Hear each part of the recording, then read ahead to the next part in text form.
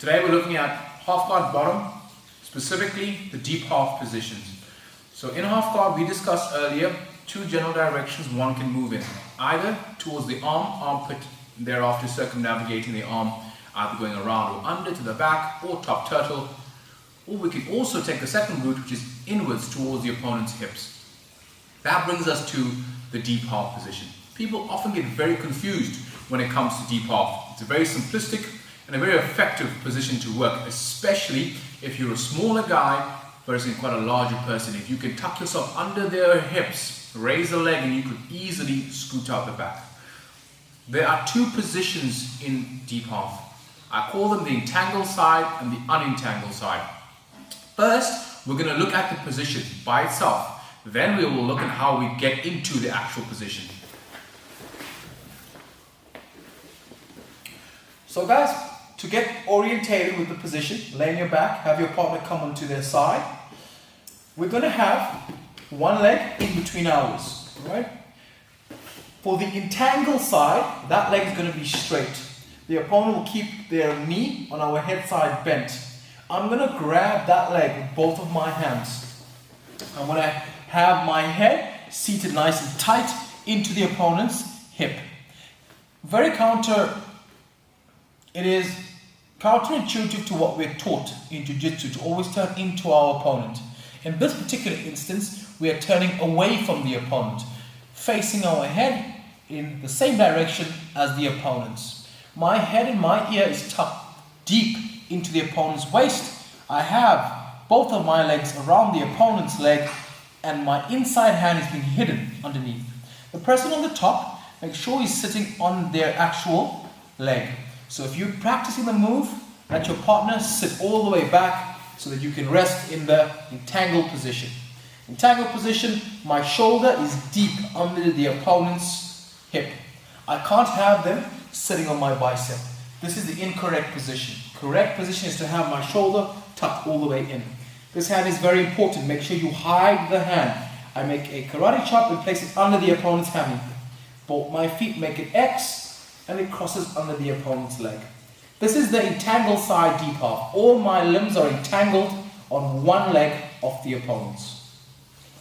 Let's go to that position.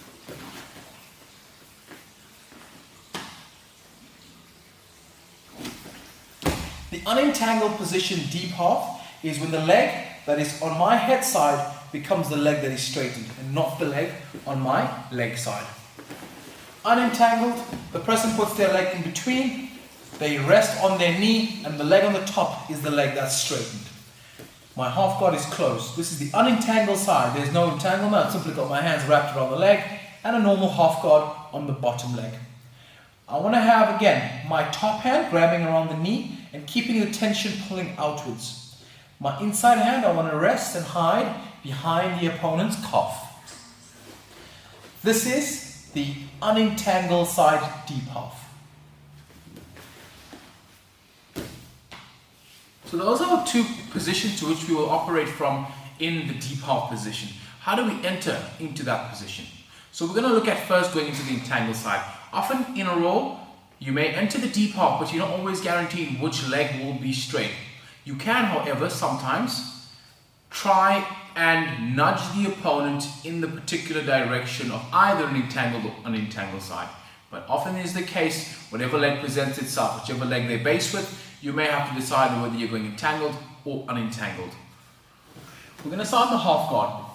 First thing we've got to do is ensure that we've got a clear channel or a clear pathway to get our head from a disconnected position right into a connected position. I want to take my ear right into the sternum or the hip of the opponent. My biggest enemy in this particular position is the opponent taking this hand and blocking my head. If my head can't move freely into position, I'm not going to be able to perform the technique. So the first thing is I'm going to create a frame. I may have a cross face and a seat cup and wrist control just to keep a channel or a pathway open for me to duck my head into. When I'm ready to go, my head comes right in, my hand on the bottom side reaches between the legs and cups high on the waist.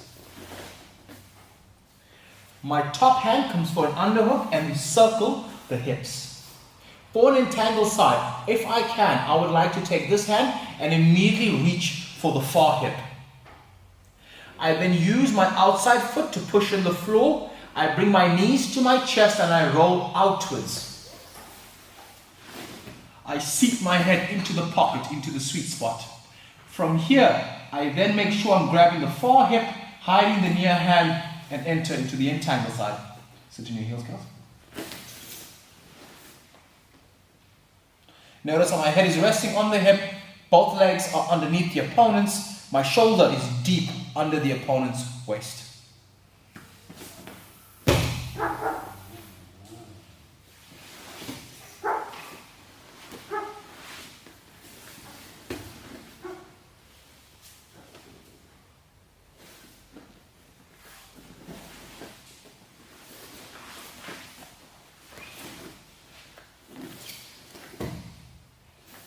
You must make sure, guys, when you're entering into a deep half position, that your shoulder is seated deep under the opponent's hip.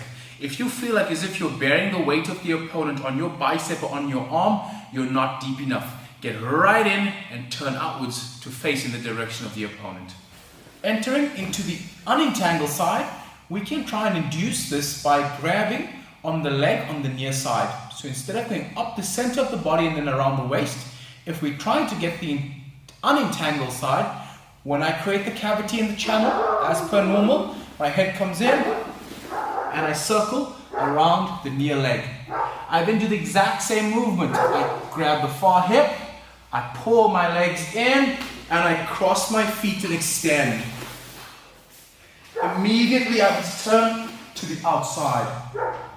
Notice how my body is completely underneath the opponent's. I've got the knee turning outwards and I'm beginning to hide mine. Notice when I'm on my side, I want to get this leg nice and straight. Turn the knee outwards, hide the hand. We are now in the unentangled side. Notice as I get into this particular position, the leg is straight on the top side, bent on the bottom side. This is the unentangled position. I'm on my side, the leg is resting over my shoulder, guys. It is not resting on my bicep. Right through, grab the knee, hide the hand, and then you're ready to progress from here. Once you're in a deep half position, making your way to the back is my primary technique. When you're making your way to the back, we're going to utilize our limbs to raise the leg, create a channel or a cavity, or create a hole, and pull our body out of that hole, exiting on the rear, on both the entangled and the unentangled side.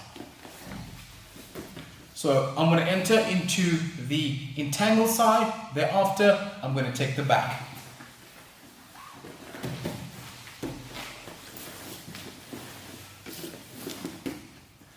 Posture, sit like this.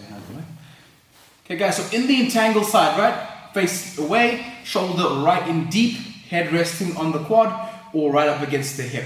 Hide the hand. If you don't hide this hand, they're going to pry it away from you, look to control it, or even possibly attack it. Hide it. Create an X, raise the leg. Move your hand close, man. Create an X, raise the leg.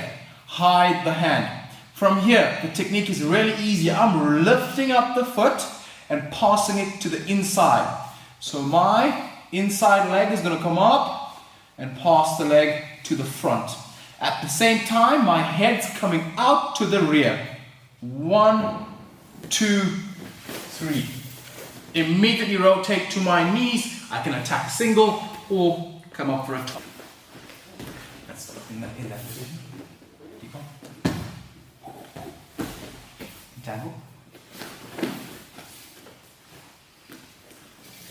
So in the entangled side position, right, nice and deep, facing away. Got control of the leg, hidden my hand. Got a good X on the bottom foot. Raise the foot upwards as we raise the leg. Pass it to the inside. Tuck my head out from underneath. And immediately come up on the back.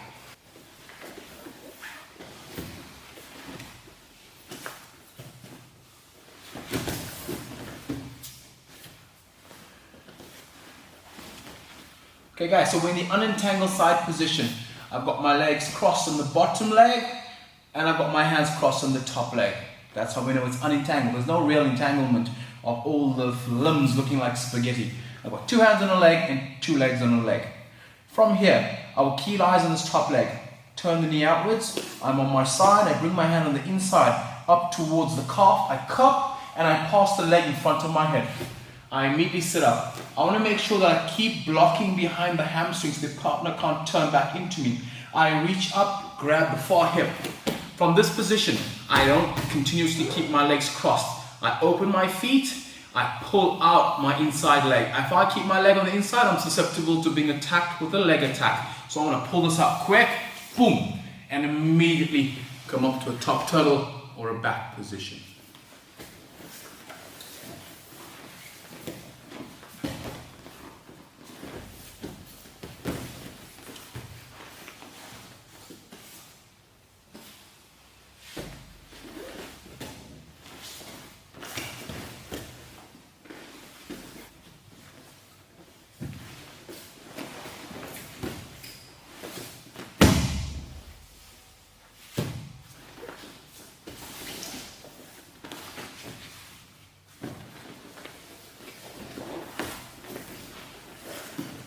Okay guys, that's the basic concept of deep half. 2 parts, an entangled and an unentangled. Entangled, all limbs are on one limb of the opponent's. Unentangled, we've got 2 arms and a leg and 2 legs on a leg. Depending on which leg the opponent straightens, that's the leg we are going to make our escape from. Either the bottom side where the legs are crossed or the top side where our hands are placed. In each position the goal remains the same. Create a big hole, offset the base of the opponent, duck your head out from underneath, and then work your way to the back. If you're confused of the position, first begin on your back. Let your partner put their foot on the inside. Once their legs are on the inside, take your time and orientate your body into position.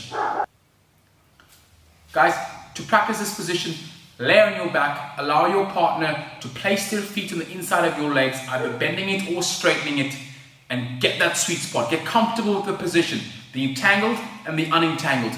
Once you're familiar with the position, thereafter work your way into the position from half guard. Create a cavity, create a passageway, get under the hips, rotate your hips underneath, slot yourself in, and then attack either an entangled or unentangled side. Guys, thank you very much. Make sure to like, subscribe, and catch you in the next video.